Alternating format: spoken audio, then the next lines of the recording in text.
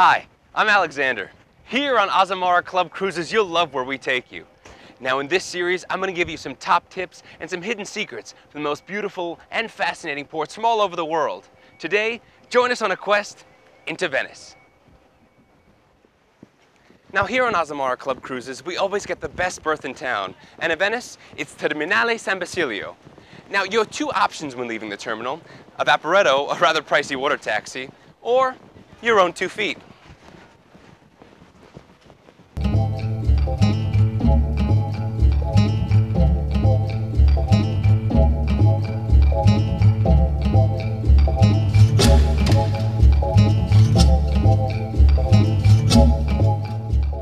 Our first stop on the way to San Marco Square, the biggest attraction in Venice, is Ponte De Academia. Just minutes away from the terminal, the bridge is only one of 4 crossing the Grand Canal. If you look closely, you'll see small padlocks, or what the Venetians call love locks, hanging from the bridge. Legend has it, the lovebirds named on these locks will be tied together forever. Now on Azamara Club Cruises, we're almost always the first ship in port, and since I'm up early and I know I have a busy day ahead of me, I think a nice cup of Italian coffee's in order. Now, there are so many different types of Italian coffees, and we know them all by name, right? Latte, Frappuccino, Mocha? But I guarantee you won't find any drink in Italy by any of those names. Now, Italians love a nice strong cup of coffee, or cafe, which to us is a simple espresso. I'll stick with the latte macchiato, which is steamed milk stained with coffee. Now, Italy doesn't have any Starbucks, and frankly, in my opinion, it doesn't need one. Another popular drink of choice in Venice is spritz, a wine-based cocktail served mostly in northern Italy.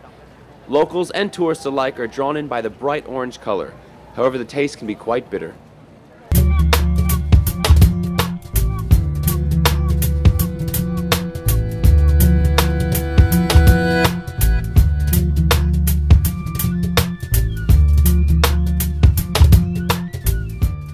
The oldest and most beautiful bridge in all of Venice is the Rialto Bridge, or Ponte De Rialto.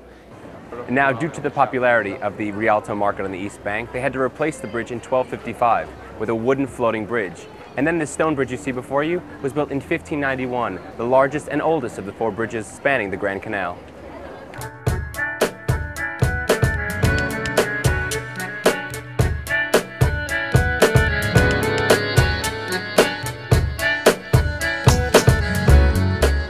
As I continue to make my way to Piazza San Marco, I'm lured in by the bright colors and low prices of souvenir stands.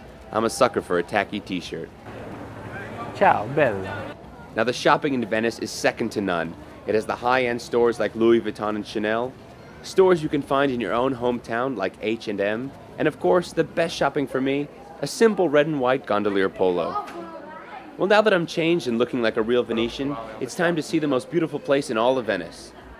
Here we are, the Piazza San Marco. Now San Marco Square, the grandest square in all of Venice, and the only one to actually be called a piazza, is dominated by the Basilica of San Marco and the Doge's Palace. Now its most conspicuous feature is the 91-meter-high Campanile de San Marco. Now during the daytime, Piazza San Marco is a gorgeous yet extremely expensive place to have lunch. However, at the nighttime, it transforms into your own private concert hall. To the rear of the Doge's Palace is the famous Bridge of Sighs.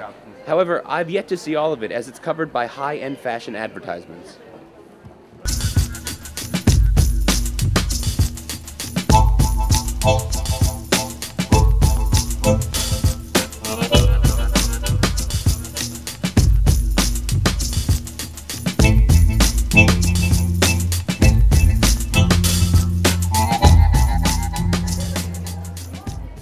As I head back to the ship to change for my evening tour on the Grand Canal, I stop for a moment just outside the port to help a local gelateria serve tourists the coolest local treat. It's typically flavored with fresh fruit purees or a nut paste.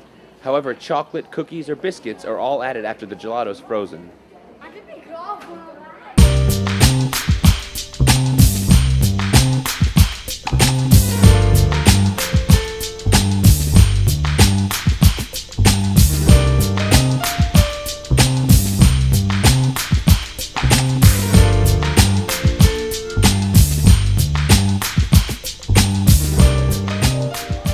After an excellent dinner back on board in one of our fine specialty restaurants, it's time to venture back into the city. I have chosen to go on an evening gondola ride organized by a shore excursion staff. Our group left the ship around 7 p.m. and took a water taxi to San Marco Square. Once we arrive in San Marco Square, we have a nice evening stroll through the less crowded streets that we encountered earlier in the day.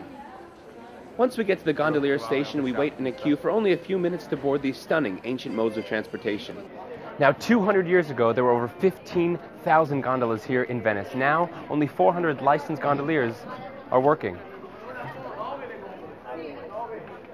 Now, to book a gondola ride on your own isn't cheap, and you'll have to pay more if you want the privilege of a singing gondolier.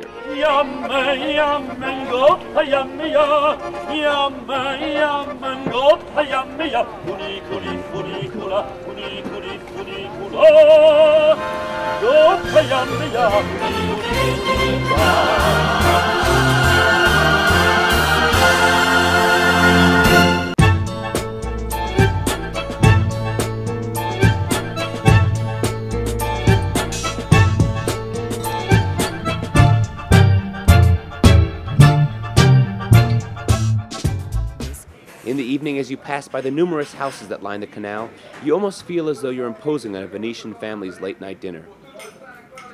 The sound of clinking glasses and a loud salute, children laughing, and a low mumble of families talking and laughing over a beautiful home-cooked Italian meal. As my day in Venice comes to an end, I think about how amazing it is to be on Azamara Club Cruises, a cruise line that takes you to the most beautiful and fascinating ports all over the world. Spending a day in Venice really makes our slogan, "You'll love where we take you," ring true. I'm Alexander. On behalf of Azamara Club Cruises' quest into Venice, I say arrivederci, which in Italian means, see you again.